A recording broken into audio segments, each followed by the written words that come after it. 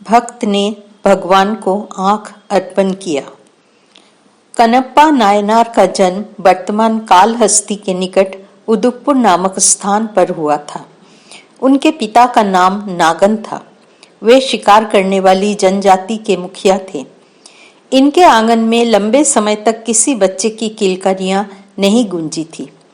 इसके लिए उन्होंने भगवान मुर्गन अर्थात भगवान कार्तिक से प्रार्थना की। भगवान की कृपा से उनको एक पुत्र की प्राप्ति हुई। उन्होंने उसका नाम थीनन अर्थात मजबूत रखा। समय के साथ साथ वो बड़ा हुआ। किशोरावस्था फिर युवावस्था में पदार्पण किया। दिखने में वो हृष्ट-पुष्ट तथा उसकी भुजाएं योद्धा जैसी थी। थीनन को उसके पिता और गांव के बड़ों द्वारा शिक्षाएं दी गई। थीनन जनजातीय समाज के शिकार करने की अनेक प्रकार की कलाओं एवं विद्याओं में निपुण हो गया। कालांतर में वो एक कुशल धनुर्धर बन गया। समय के साथ साथ कबीले के सरदार तथा थीनन के पिता नागन बूढ़े और कमजोर हो गए। एक दिन कबीले के लोग जंगली जानवरों के सामूहिक शिकार हेतु जाने के लिए सरदार नागन के पास एकत्र हुए। नागन ने बड़े बुजुर्गों से कहा, आप सभी जानते हैं कि मैं अब बूढ़ा हो गया हूँ। शिकार करने और आप सबका नेतृत्व करने में मैं अक्षम हूँ। इसलिए आज से आप सभी मेरे बेटे थीनन को अपने प्रमुख के रूप में स्वीकार कर लीजिए। मेरी ही तरह वो आप सबका नेतृत्व और सेवा पूरी तत्परता तथा निपुणता के साथ करेगा। थीनन को अपना नया सरदार पाकर सभी सुखी और प्रसन्न हुए। आवश्यक धार्मिक अनुष्ठान करने के बाद थीनन को कबीले का नया सरदार नियुक्त किया गया। अपने कर्तव्यों को अच्छी तरह से निर्वहन करता हुआ थीनन कबीले के सामूहिक शिकार अभियानों का सफलतापूर्वक नेतृत्व करने लगा। समय बीतता गया। एक दिन थीनन सामूहिक शिकार पर गया हुआ था। जब वो अपने मित्रों के साथ शिकार कर रहा था, तभी उसको एक जंगली सुअर दिखाई दिया। थीनन ने उसका पीछा करना शुरू किया। सुअर आगे आगे और थीनन उसके पीछे पीछे। पीछा करते करते थीनन ने सुअर पर निशाना लगाकर बाण चलाया। बाण से घायल होकर सुअर मर गया। अपने अभियान में थीनन सफल हो गया, लेकिन बहुत समय से शिकार का पीछा करने के कारण थीनन को प्यास लग गई। उसने आसपास देखा तो कुछ दूरी पर एक नदी की धारा बहती हुई दिखाई पड़ा। पानी पीने के बाद वो निकट के पहाड़ पर चढ़ा। पहाड़ चढ़ने के बाद थीनन को भगवान शिव का एक मंदिर दिखाई पड़ा। मंदिर देखकर थीनन के भीतर भक्ति का स्रोत उमड़ने लगा। भावुक होकर वो दौड़कर गया और शिवलिंग को अपने बाहों में भर लिया। कुछ समय बीतने के बाद वो सहज अवस्था में आ गया। थीनन के मन में भगवान शिव की पूजा करने और भोग लगाने की इच्छा जागृत हुई, परंतु वहां पर तो किसी प्रकार की कोई व्यवस्था ही नहीं थी। वो सोचने लगा कि प्रभु की पूजा किस प्रकार से की जाए। थीनन ने कुछ समय पूर्व ही सुअर का शिकार किया था, अतः उसके मन में सुअर के मांस से भगवान आशुतोष को भोग लगाने का भाव उत्पन्न हुआ। सुअर के मांस को पकाकर उसने चखकर देखा और फिर एक पत्ता में रख दिया। इसके साथ ही उसने शिव जी की पूजा करने के लिए कुछ फूल चुन लिए। ये सब करने के बाद वो इस दुविधा में था कि इन सभी सामग्रियों को कैसे ले जाए। फिर शिवजी को स्नान कराने के लिए जल भी तो ले जाना था। इन्हीं सब चिंताओं के बीच उसे एक युक्ति सूझी। थीनन ने अपने दोनों हाथों में मांस का पत्ता ले लिया, अपने बालों में फूलों को सजा लिया तथा अपने मुंह में पानी भरकर भगवान शिव की पूजा करने चल दिया। मंदिर के अंदर जाकर उसने अपने मुंह से भरे हुए जल से शिवलिंग को स्नान कराया। स्नान कराकर उसने अपने बालों में रखे हुए फूलों से शिवलिंग को सजाया और फिर भोग के लिए सुअर के मांस को भगवान आशुतोष शिव के सामने रख दिया। भगवान को खाने में किसी तरह का विघ्न बाधा न आए, इसलिए थीनन पूरी रात हाथ में धनुष लेकर पहरा देता रहा। सवेरा होने पर थिनन भगवान शिव को प्रणाम करके पुनः शिकार करने के लिए चला गया। सवेरा होने पर मंदिर के पुजारी पूजा करने के लिए मंदिर में आए। वे मंदिर के चारों ओर बिखरे हुए हड्डी और मांस को देखकर भौचक्का रह गए। उन्होंने देखा कि शिवलिंग के पास थूक भी पड़ा हुआ है। वे सोचने लगे कि भगवान के मंदिर में ऐसा जघन्य अपराध कौन कर सकता है, लेकिन उनको वहां पर कोई दिखाई नहीं दिया। पुजारी जी ने मंदिर की सफाई की और फिर नदी से स्नान करके आवश्यक सभी शुद्धि संस्कार किए।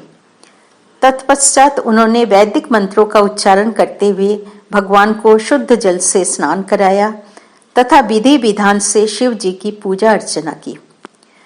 भगवान को भोग इत्यादि देने के बाद प्रणाम करके वे वहां से वापस अपने घर आ गए।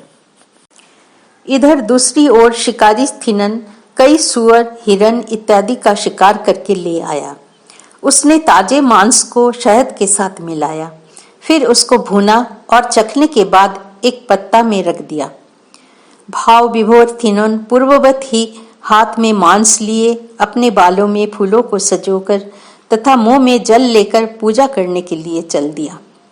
उसने अपने मुंह के जल से भगवान शिव को स्नान कराया, अपने बालों में रखे फूलों से शिवलिंग की पूजा की और मांस को भगवान के भोग के लिए रख दिया। इस प्रकार कई दिनों तक थिन्नन की और पुजारी जी की पूजा चलती रही। प्रत्येक दिन पुजारी जी मंदिर को साफ करके पूजा करते और प्रत्येक दिन थिनन अपने अनुसार मांस इत्यादि से भगवान की पूजा करता। प्रत्येक दिन हड्डी मांस से मंदिर को दूषित होते देखकर पुजारी जी बहुत दुखी हुए। अंततः पुजारी जी ने प्रभु से प्रार्थना की, भगवान, आप इस दैनिक अपराध को कैसे सहन कर रहे हैं? आपके मंदिर को वो प्रतिदिन अपवित्र कर जाता है। उस नराधाम को आप कोई सजा क्यों नहीं दे रहे हैं? उसी रात भगवान शिव पुजारी जी के सपने में आकर बोले, तुम मेरे उस भक्त को एक निकृष्ट व्यक्ति मत समझो। मेरे बारे में उसके सारे विचार एवं कार्य अपनत्वपूर्ण हैं तथा उसकी सारी क्रियाएं मुझे अत्यंत प्रिय लगती है। जिस जल को वो अपने मुंह में लाकर मुझ पर चढ़ाता है वो गंगा की तुलना में अधिक पवित्र है। जिन पुष्पों को वो अपने बालों में सजोकर लाता है वे पुष्प मेरे लिए ब्रह्मा और विष्णु द्वारा अर्पित किए गए पुष्पों से भी अधिक बहुमूल्य है। जो मांस वो पहले स्वयं चखकर बाद में मुझे अर्पित करता है वे मेरे लिए यज्ञ में दी गई आहुति से भी कहीं अधिक प्रिय है। जो शब्द वो प्रेम से बोलता है वो मंत्रों की तुलना में किसी भी प्रकार से कम नहीं है। मैं तुमको दिखाऊंगा कि वो कितना बड़ा भक्त है। तुम कल जाकर छिपकर उसकी भक्ति की पराकाष्ठा दिखना। पुजारी जी जग गए। उनकी आंखों में नींद नहीं थी। वे अब केवल सुबह होने की प्रतीक्षा कर रहे थे। सुबह पुजारी जी जल्दी जल्दी स्नान करके तैयार हुए और मंदिर की ओर चल पड़े। वहां जाकर वे एक जगह छिप गए। थिनन अपने नियमानुसार हाथ में मांस, बालों में फूल तथा मुंह में पानी लेकर भगवान आशुतोष की पूजा करने के लिए आ गया। लेकिन थिनन को यह देखकर आश्चर्य हुआ कि भगवान शिव शंकर की दाहिनी आंख से रक्त निकल रहा है। यह देखकर वो बहुत घबरा गया और अपने प्रभु की ओर दौड़ा। उसने शिव जी की आंख से बहते हुए रक्त को पोंछ दिया, लेकिन रक्त बहता ही जा रहा था। वो चिंतातुर होकर सोचने लगा, क्या करे? सरल थिनन के मन में शिव जी को अपनी आंख देने का विचार आया। उसने तुरंत अपनी दाहिनी आंख को निकालकर शिव जी की दाहिनी आंख पर लगा दिया। आश्चर्य यह कि थिनन के आंख लगाते ही शिव जी का रक्त बहना बंद हो गया। यह देखकर थिनन बहुत आनंदित हुआ और पागल की भांति नाच।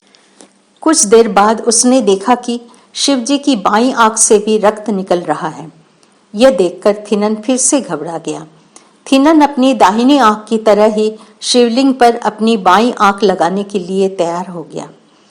उसी समय उसके मन में विचार आया कि मैंने तो पहले ही अपनी एक आंख शिवलिंग पर लगा दी है। दूसरी आंख निकालने के बाद शिव जी की आंख कहाँ पर है यह मुझे दिखाई नहीं देगा, तो मैं शिव जी की बाईं आंख के स्थान पर अपनी आंख कैसे लगा पाऊंगा। थीनन चिंतित हो गया। वो सोचने लगा कि इस परिस्थिति में क्या किया जाए। इधर शिव जी की आंख से निरंतर रक्त निकल रहा था। हठात उसके मन में एक विचार आया। उसने अपना बायां पैर शिव जी की बाईं आंख पर रख दिया और अपने तीर से अपनी बाईं आंख भी निकालने लगा। उसी समय भगवान आशुतोष प्रकट हो गए। उन्होंने थीनन का हाथ पकड़ लिया और कहा, रुको कन्नप्पा रुको। शिव जी ने कहा, थीनन, तुमने अपनी आंखें मुझे अर्पित की है, इसलिए आज से तुम कन्नप्पा के नाम से प्रसिद्ध हो जाओगे।